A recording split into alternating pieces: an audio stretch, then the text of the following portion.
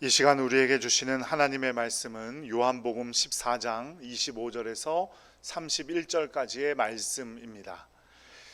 요한복음 14장 25절에서 31절까지의 말씀, 신약성경 173쪽을 전후해서 찾으시면 되겠습니다.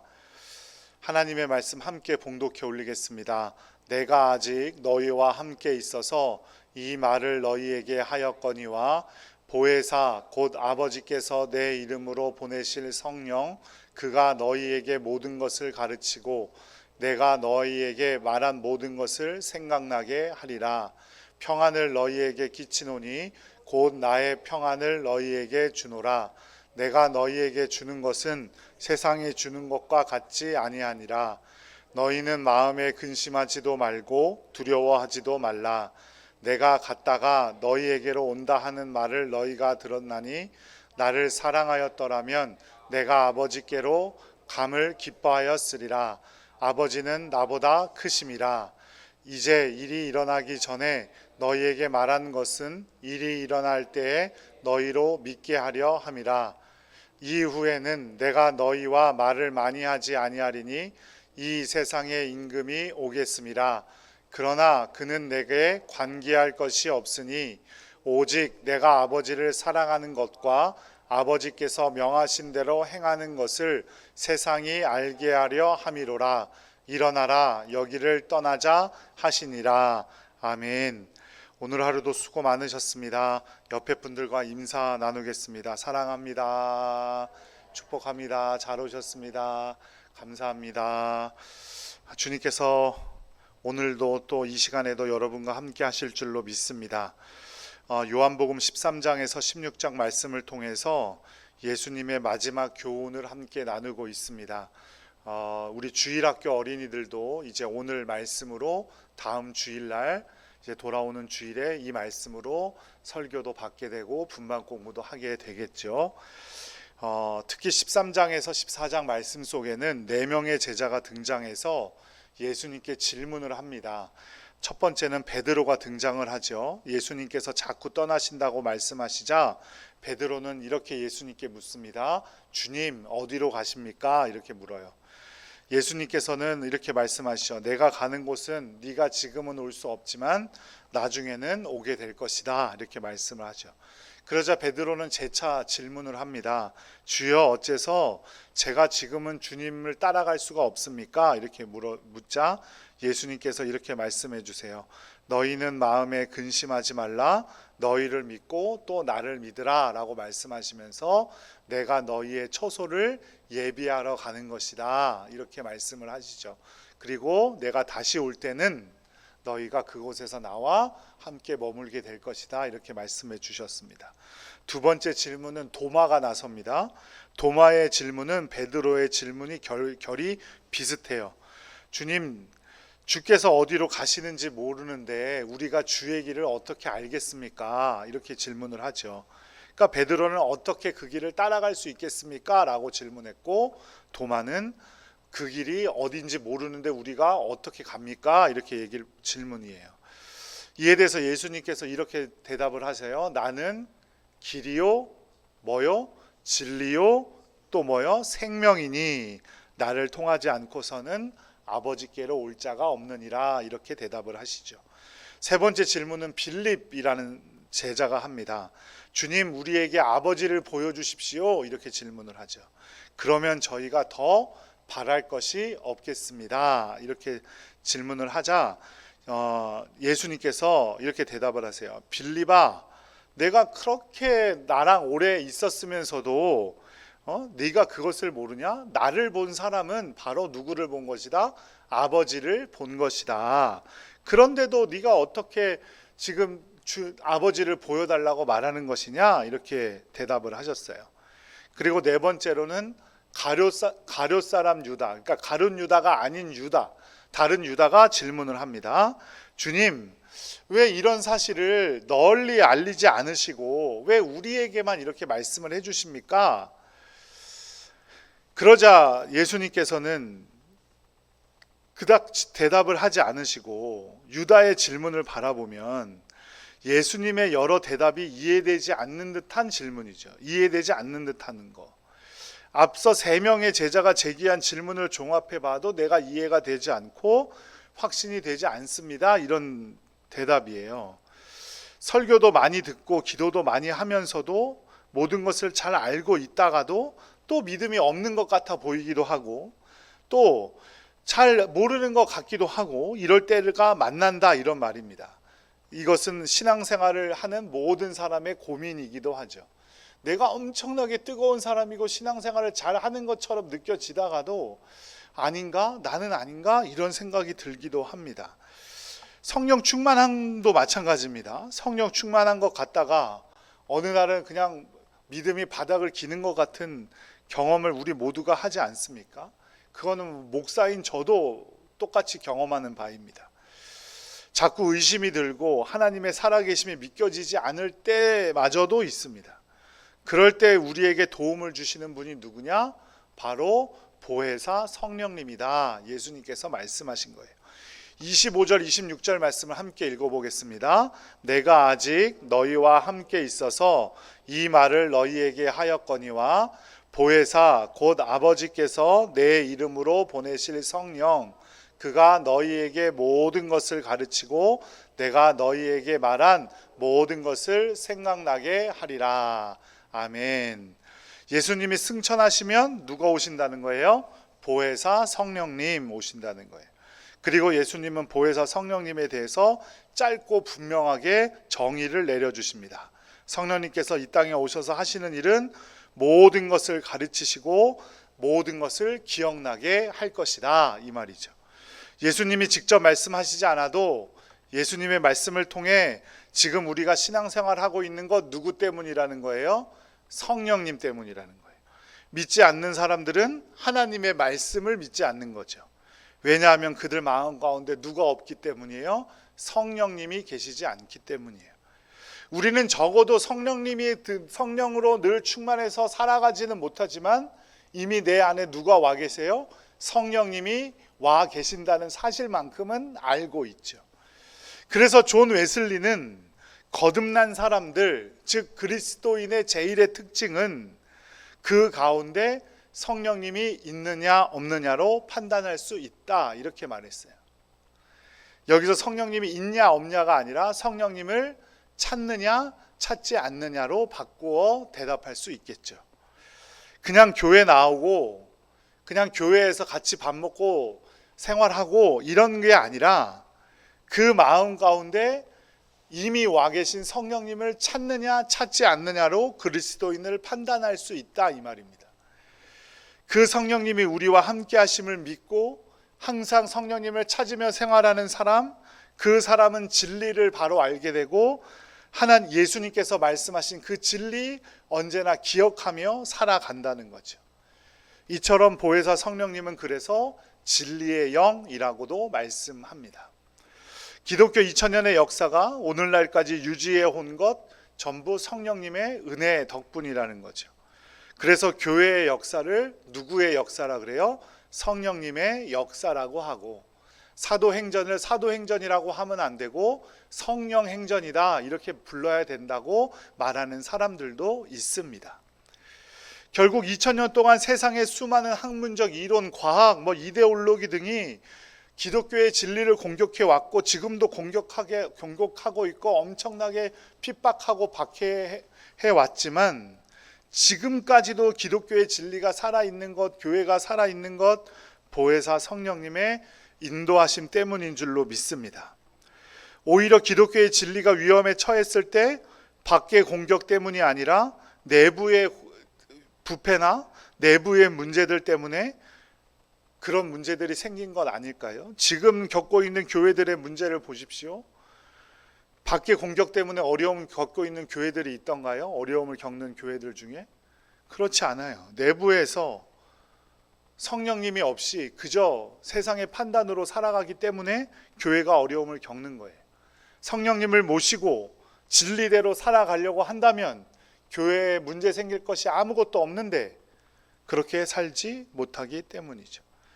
성경에 기록된 대로 성령님을 믿음으로 진리를 따른다면 아무리 외부에서 핍박하고 박해하더라도 그때마다 복음은 더 퍼져나가고 그 진리가 모든 것을 이기게 될 줄로 믿습니다. 로마 제국에서부터 시작한 교회의 역사를 찬찬히 생각해 보세요. 교회는 핍박을 받고 박해를 받았을 때 더 많이 부흥했고 더 많이 성령의 역사가 일어난 것을 볼 수가 있습니다. 1960년대 70년대 우리나라 교회 엄청나게 부흥했죠. 그때는 뭐 병 고침을 받았다, 하나님의 능력으로 물질의 축복을 받았다, 이런 말들은 엄청 수도 없이 많이 들었습니다. 그리고 그런 역사가 일어나는 수많은 기도원들도 있었어요. 그런데 왜 요즘은 그런 역사가 일어나지 않는 걸까요? 성령님이 우리나라를 떠나서 그런가요? 그렇지 않을 거예요. 우리가 성령님의 역사를 더 이상 기대하지 않고 찾지 않기 때문일 겁니다. 따라서 교회의 위기는 성령님을 찾지 않는 그 위기로 시작된다라는 사실을 우리는 꼭 기억해야 합니다. 그런데 문제는 성령님을 만나고 체험하는 것이 단 한 번의 사건으로 이루어지는 것은 아니라는 사실을 우리는 기억해야 합니다. 과거에 성령님을 체험했다고 하더라도 성도들은 날마다 새롭게 성령님을 만남으로 살아가야 합니다.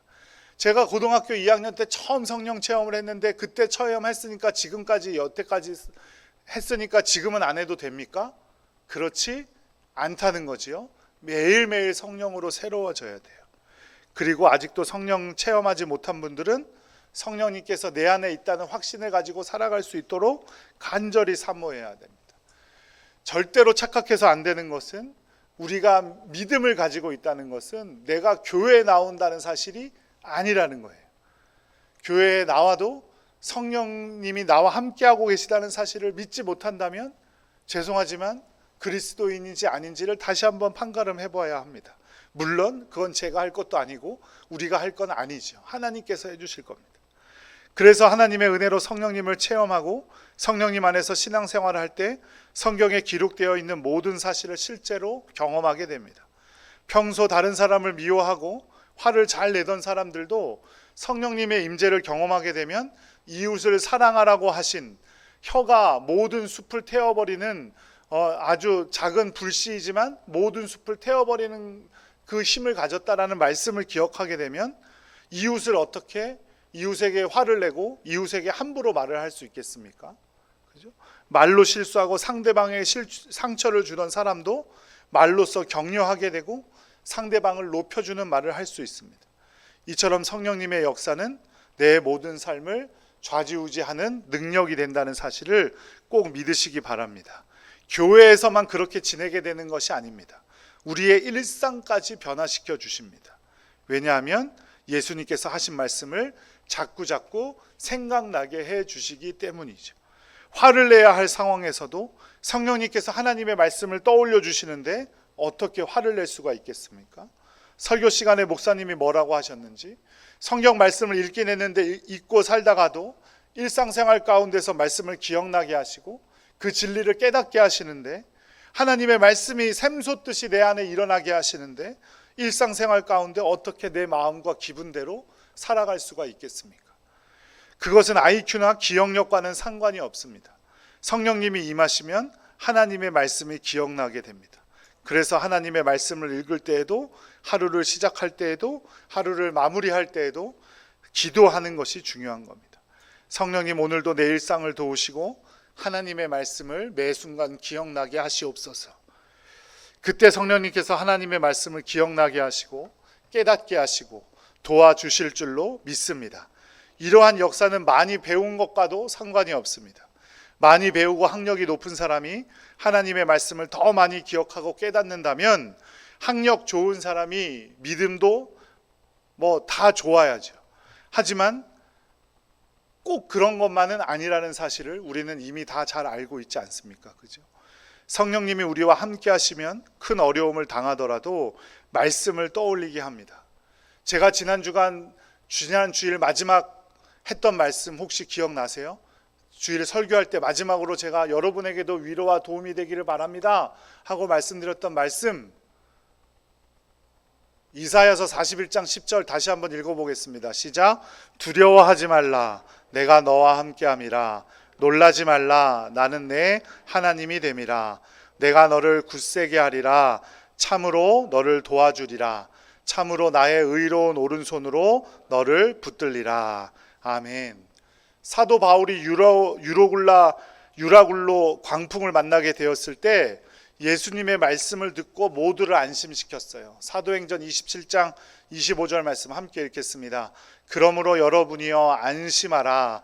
나는 내게 말씀하신 그대로 되리라고 하나님을 믿노라. 그 유라굴로 강풍 가운데서도 자식에게 들려주신 그 말씀을 믿었어요. 그래서 사도 바울은 모든 뱃사공들이 선원들이 혼란에 빠져 있을 때 평안하게 있을 수 있었던 겁니다.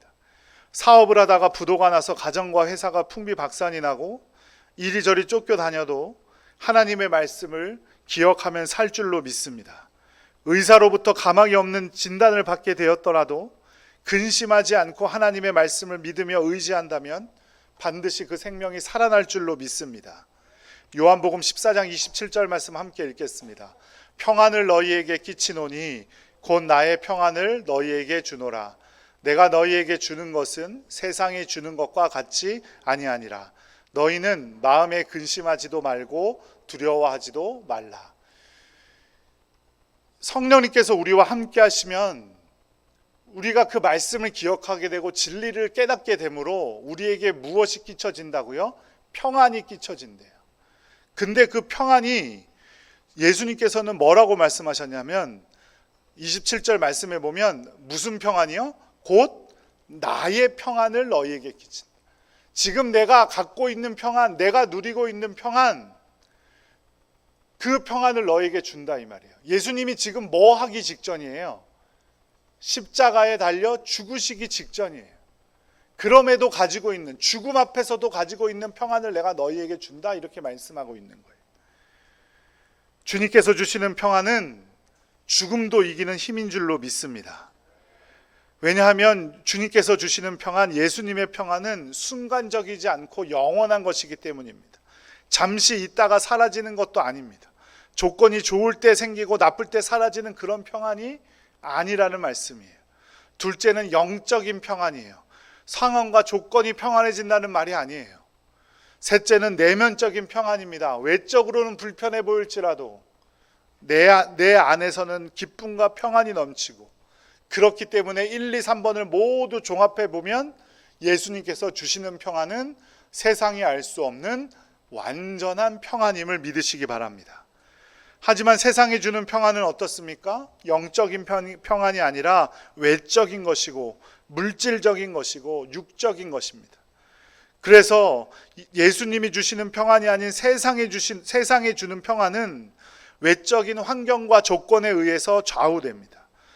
물질이 생기면 평안하고 물질이 없어지면 평안하지 않고, 건강하면 평안하고 건강하지 않으면 평안하지 않고, 이 세상의 평안은 계속 내 안에 불안과 두려움을 쌓아만 갑니다. 그렇기 때문에 무엇이 자꾸 생겨야 평안해지죠. 그 평안은 영원하지도 않습니다. 그래서 제가 몇 번 말씀드렸지만 새 집을 사면 몇 년이 평안하다고요? 1년 동안 평안하다고요. 새 차를 사면 한 달이 평안하고, 새 핸드폰을 사면 하루가 좋고, 그런 것이 아니라는 거예요. 예수님께서 주시는 평안은. 새 집을 사서 이제까지 너무너무 고생하고 열심히 살아서 새 집을 살았다고 부부가 서로 위로하고 이제 좀 평안하게 삽시다 하다가도 누군가의 집에 초대받아서 갔는데 우리 집보다 좋거나 넓은 집을 보게 되면 내면에 또 다른 압박과 부러움 등이 생기면서 내 안의 평안은 깨어지게 되어 있는 거예요. 그렇기 때문에 세상이 주는 평안은 완전하지 않습니다. 제가 전에 교회에서 사택을 처음 갔을 때 사택을 마련해 주셨는데 15평짜리 주공 아파트였어요. 거기서 2년을 가까이 살다가 이제 선배 목사님이 다른 임지로 가시고 제가 그 집으로 들어가게 됐어요. 30평짜리 빌라, 우와, 화장실도 2개. 너무 좋은 거예요. 너무 좋아요. 그런데 신방을 한번 갔다 오면 내 안의 평안이 다 무너지게 돼요. 강남 대치동의 아파트, 삼성동의 아파트, 그것도 제 나이와 비슷한 분들 집에 신방을 갔다 오면 기쁘기도 하지만 또 내 안에 조금 초라함도 느껴지는 거예요. 그게 사람인 겁니다. 그게 세상이 주는 평안이에요. 조그만 것이라도 평안에 끼어들면 평안이 깨어지게 돼요. 그게 세상이 주는 평안이에요. 하지만 예수님이 주시는 평안은 그렇지 않다는 거예요. 그래서 예수님은 15장에서 이렇게 말씀을 하셨어요. 요한복음 15장 18절에서 20절까지의 말씀을 한번 읽어보도록 하겠습니다. 세상이 너희를 미워하면 너희보다 먼저 나를 미워한 줄을 알라. 너희가 세상에 속하였으면 세상이 자기의 것을 사랑할 것이나 너희는 세상에 속한 자가 아니요 도리어 내가 너희를 세상에서 택하였기 때문에 세상이 너희를 미워하느니라. 내가 너희에게 종이 주인보다 더 크지 못한다 한 말을 기억하라. 사람들이 나를 박해하였은즉 너희도 박해할 것이요 내 말을 지켰은즉 너희 말도 지킬 것이라. 아멘. 예수님께서 주시는 평안은 고난 속에서 누리는 평안이고 너희를 반대하는 사람들 가운데서도 누릴 수 있는 평안이다, 이 말씀이에요. 너희를 박해하고 핍박하는 자들이 생기겠지만 그럼에도 너희 안에 평안은 더욱더 넘쳐날 것이라는 말씀이에요. 예기치 않는 상실의 고통 속에서도 사라지지 않는 평안이에요. 고난 속에서 평안은 우리로 하여금 끝까지 주님을 사랑하는 사람으로 살게 해 주실 줄로 믿습니다. 그렇다고 한번 평안하고 그걸로 끝나면 안 되죠. 그래서인지 예수님께서는 너희는 마음에 근심하지도 말고 두려워하지도 말라라고 말씀하셨어요. 그러니까 우리에게 두려움과 근심이 찾아온다는 거예요? 안 찾아온다는 거예요? 찾아온다는 거예요. 예수님께서 니네 나 잘 믿으면 이제 고통 끝, 행복 시작, 그 이후로 고통은 없어, 이 말씀이 아니에요. 근심과 두려움도 찾아오지만 근심하지 않을 이유가 너희에게 있다. 그것이 무엇이냐면 주님의 사랑이고 진리다, 이렇게 말씀하고 있는 겁니다. 근심과 두려움을 이길 수 있는 길은 주님의 사랑밖에 없고 주님의 진리밖에 없음을 믿으시기 바랍니다. 그런데 그 사랑과 진리를 떠올리게 해주시는 분들, 내가 잊지 않도록 계속해서 나와 함께 하시며 나를 도와주시고 나에게 힘 주셔서 그것을 기억나게 하시는 분이 누구라고요? 보혜사 성령님이라는 거예요. 그래서 제가 지난 성령 강림절 때는 보혜사 성령님은 소통의 영이라고 말씀드렸죠. 주님의 사랑과 진리로 우리를 계속해서 기억나게 하시니까 우리의 믿음의 상태가 좋아져요, 나빠져요? 좋아지겠죠. 좋아지면 누구와의 관계가 좋다는 거예요? 하나님 아버지와 관계가 좋다는 거예요. 그래, 소통의 영이에요. 진리의 영이시고. 그러므로 우리는 주 안에서 평안을 누릴 수 있게 될 줄로 믿습니다. 이제 제자들과 예수님이 함께할 날도 머지 않았어요. 예수님도 그것을 아시고 이렇게 말씀하시죠.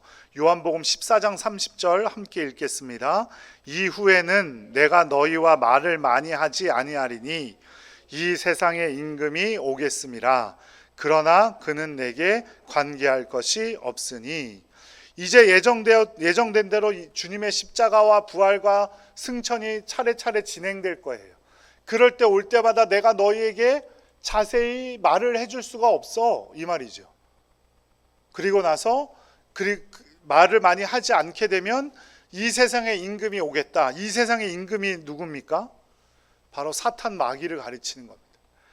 하나님을 알지만 인정하지 않는 존재, 어떻게든 하나님 앞에서 우리를 쓰러뜨리려고 하는 존재, 그 존재가 이 세상의 임금으로 올 것이다, 이 말입니다. 사람들로 하여금 눈에 보이지 않는 하나님보다 더 사랑하고 숭배하도록 만들기 위해 이 땅에 올 것이다, 이 말이에요. 그래서 이 땅의 권세는 지금 누가 잡고 있다 그래요? 사탄 마귀가 잡고 있다고 말하는 거예요. 예수님께서 이미 다 우리에게 말씀해 주셨어요. 사탄이 우리에게 와서 이렇게 하나님보다 더 사랑하는 것을 어떻게든 만들어 주려고 노력하겠죠. 왜냐하면 사탄은 예수님을 건드릴 수 없기 때문이에요. 사탄은 예수님을 절대로 이길 수 없기 때문에 누구를 건드리는 거예요? 우리를 건드리는 거예요. 그래서 예수님께서 30절 마지막 하반절에 말씀하셨죠. 그러나 그는 내게 관계할 것이 없으니, 나랑 상관이 없고, 그가 공격하는 것, 그가 이 세상에 임금으로 온다고 할지라도 나는 그거 상관없지만 너희들은 상관이 있어. 그 말씀하고 계신 거예요. 예수님을 건드릴 권리가 사탄에게는 없어요. 꺾을 힘도 없어요. 그러니 사탄은 사람을 건드리는 거예요. 그래서 자꾸 사람들을 넘어뜨려서 우리 안에 있는 평안을 깨트리려고 하고, 그럼에도 끝까지 그럼에도 불구하고 우리를 붙들어 주시는 분이 누구예요? 성령님이라 이 말이에요. 우리가 그것을 믿음으로 주님의 평안을 누릴 수 있게 될 줄로 믿습니다. 그래서 예수님은 31절 하반절에 보면 일어나라 여기를 떠나자 이렇게 말씀하고 있죠. 여기서 일어나라 여기를 떠나자 할 때 여기란 장소의 의미도 물론 있어요. 하지만 세상의 평안에 묶여 있는 제자들, 더 이상 세상의 평안에 묶여 있지 말고 뭐가 생겨야 평안을 얻게 되고 내가 좋아야 평안을 얻게 되는 그런 평안에 묶여 있지 말고 이제 누구의 평안을 쫓아 살라는 거예요? 예수님이 알려주신 나의 평안, 예수님의 평안을 쫓아 살아라, 이 말씀이 되겠죠. 그것을 도와주시는 분이 누구예요? 성령님이에요. 사랑하는 여러분, 우리가 성령님을 잊고 살면 한순간도 우리를 평안을 누릴 수 없는 존재가 되어버립니다. 그래서 예수님께서는 본인이 떠나시고 나서는 성령님을 우리에게 보내주시겠다고 약속하신 거예요. 그래서 성령님을 통해 우리의 믿음을 계속해서 독려하셔서 하나님과의 관계도 또 우리의 평안도 지켜주시겠다고 약속하시는 거예요. 그래서 성령님은 진리의 영이고 소통의 영인 것입니다. 보이는 것에 휩쓸리지 말고 보이지 않지만 언제나 우리와 함께 하심으로 사탄이 우리를 괴롭힐 때도 우리의 믿음을 지켜주시고 언제나 주님의 사랑을 깨닫게 하심으로 우리에게 평안을 지켜주시는 성령님과 동행하는 여러분들 되시기를 간절히 축복합니다. 그 길이 이 땅에서 우리가 평안할 수 있는 길이에요.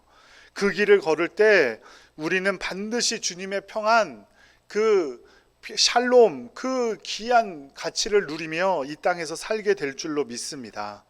육신의 목숨은 사탄이 우리를 공격해서 거두어 갈 수 있을지 모르지만 우리에게 주신 영원한 생명, 주님의 평안만큼은 건들 수 없을 줄로 믿습니다. 눈에 보이는 것에 자기 인생의 사활을 거는 세상 속에서 이제 보이지 않는 성령님을 의지하면서 주님께서 남겨주신 말씀 가운데 살아가고 기억하며 살아가고 그를 통해 주님의 평안을 맛보는 복된 성도님들 되시기를 간절히 축복합니다. 기도하겠습니다.